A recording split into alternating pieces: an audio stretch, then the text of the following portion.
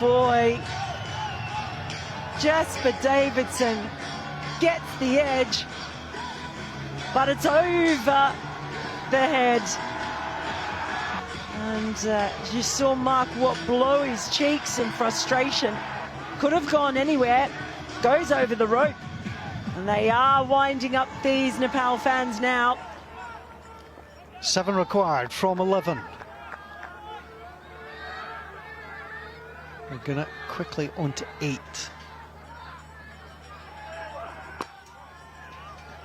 And just a little bit safer on that one. So 7 from 10.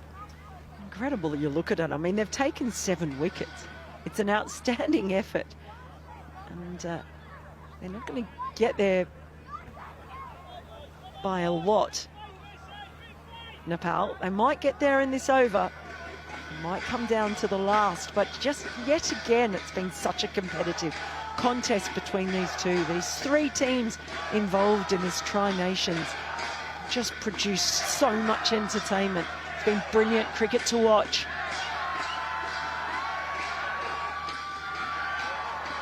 Wide ball. And that's not what Scotland wanted to see there, but it is a wide. Moves Nepal ever closer. 6 to win.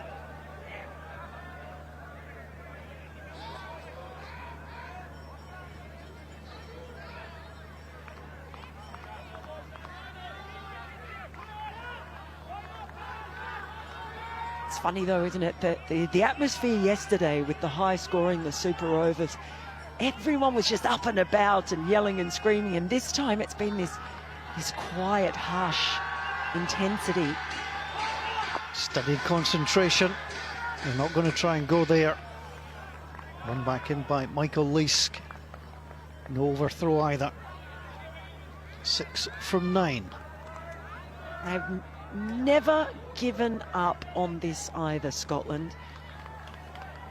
Never at any point have they gone through the motions. This is why people should never be surprised when these teams go to a World Cup and they're playing teams like South Africa or Australia or England. Sometimes they beat them. At the very least, they put up a good fight because they're used to getting down and dirty in the rough and tumble. That's just edged away down to third man. What will gather? And in it will come. It's another single. It's ever closer. But they're doing it in installments rather than in sensational fashion. I don't think Stuart Law will mind seeing that. Just being able to close it out. Might have liked to have done it a little bit sooner, but I don't know that will worry him either. It's the fact that they've assessed the chase. It's not easy batting. They're losing wickets, but they've just stayed ahead of where they've needed to be. KC on strike. Cuts that away. It's another single. They've got the scoreboard ticking over. 4 to win. One more ball to come in this over. 4 to win.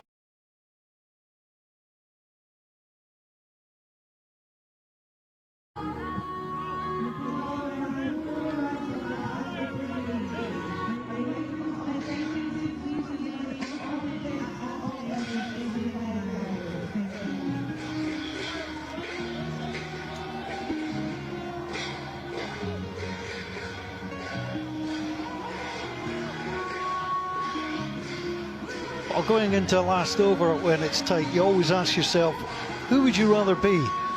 And in this case, would you rather be Scotland or Nepal? I'm fairly certain most people would go on the side of Nepal, needing 4 from 6. But you've got to face Shafin Sharif, Scotland's leading wicket taker, and it's not going to be easy.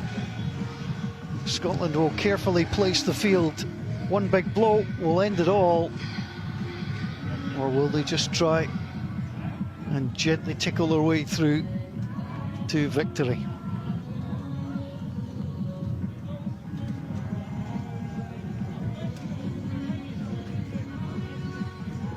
Well, they're taking their time. It's going to be Safi and Sharif, a lot of discussions about fielding positions at the moment. The music started, it's up again, and I think the Nepal fans are ready to start celebrating.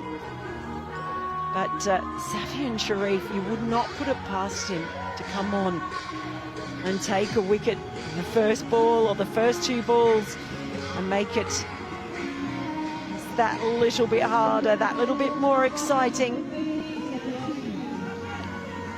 Well, there's the tail of the tape. 4 to win, 6 remaining, 3 wickets in hand. Scotland trying to plot their way to a victory. It's not easy. Nepal still have to find a way to find these final 4 runs. Of course, if they find 3, it'll be a super over. Oh, don't start down that road again.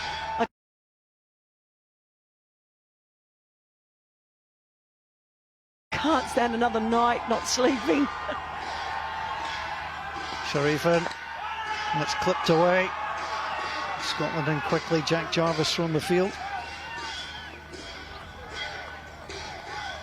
3 from 5. They've got a 9 from 14 balls.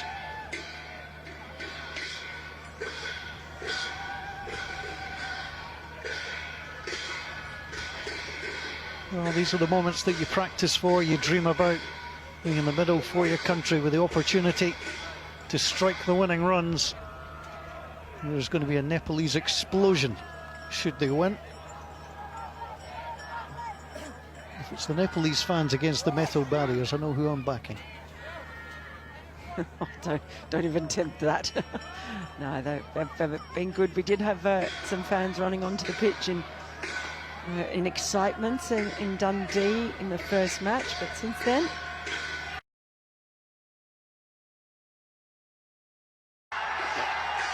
they're going to just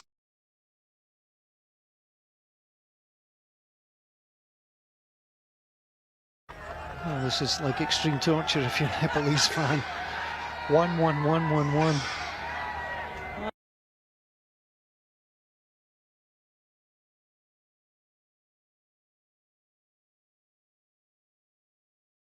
just 2 runs to win now and 4 balls remaining to get there. Scotland need a dot. You see, and he'll turn that off his legs for another single. They're doing it the hard way. We are level. Scotland needs 3 dot balls, but the next one will do it. Those fans are right next to us, just to our right in the commentary tent. And they have been singing up a storm as Nepal have got closer and closer to victory. Imagine it might all be here now. They've got 3 balls to get it. All they have to do is get the single. Scotland are pushing the field in, as you would expect. Sharif just wants another word. So we'll check with McMullen where he wants him to be. Just extending the agony of the batter who's waiting. But to be fair to Thagina, just standing, looking relaxed. Well, he's actually just calling in now. They had fine leg out. He's just come in onto the circle now, so they've got everyone up. I think one out in the deep on the leg side. It's the right thing to do. There's the hammer. It's up, it's in the air. Naylor is underneath it and he takes the catch. There was one man in the outfield and they found him. We are tied with 2 balls to play. 1 more required from Nepal to win, but Thagunag's gone. Caught Naylor, bowled Sharif. It is all action, all excitement in Glasgow. Well, that was a bit of genius by Sharif because he had that conversation with McMullen. They brought up fine leg. So the only fielder out there was Liam Naylor. And with only 1 fielder out there, thought he could take it on. Just a few mind games there working. And Kieran Casey could... Kieran Taguna could not resist. He went for the big shot. How do these teams keep doing it to us? How do they keep doing? I was waiting for the final twist. There always has to be one. Safi and Sharif, you see all his experience there. Well, Sandeep Lamashani is the player that is on. He bowled tremendously well. He's now got the opportunity to strike the winning run. Scotland again will bring everybody up, bar Naylor. Pretty good catch as well by Naylor. Got round well. Just the mind games and the tactics, making the batter wait that little bit longer, making it very obvious that they were bringing fine leg up. There was only one in the deep, and incredible in the end you end up picking out that one player. He's been brilliant in the outfield.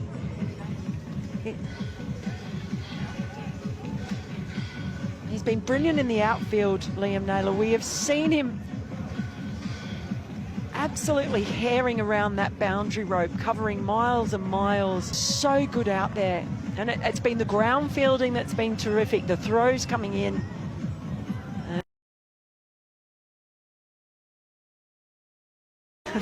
Honest to goodness, can we just have these three teams playing each other all the time?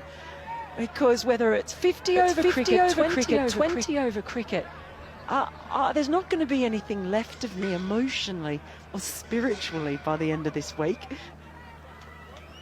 Scores tied, 2 balls to come. Safi and Sharif.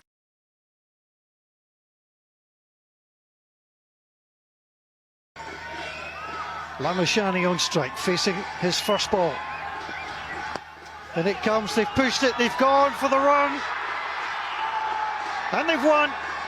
They've got through. Scotland came oh so close. It was a wonderful effort from the Scots. But it's handshakes all round. Sandeep Lamashani, brilliant with the ball today. Did enough with the bat. And I'll tell you what, Karen Casey hared down that wicket to ensure he was in.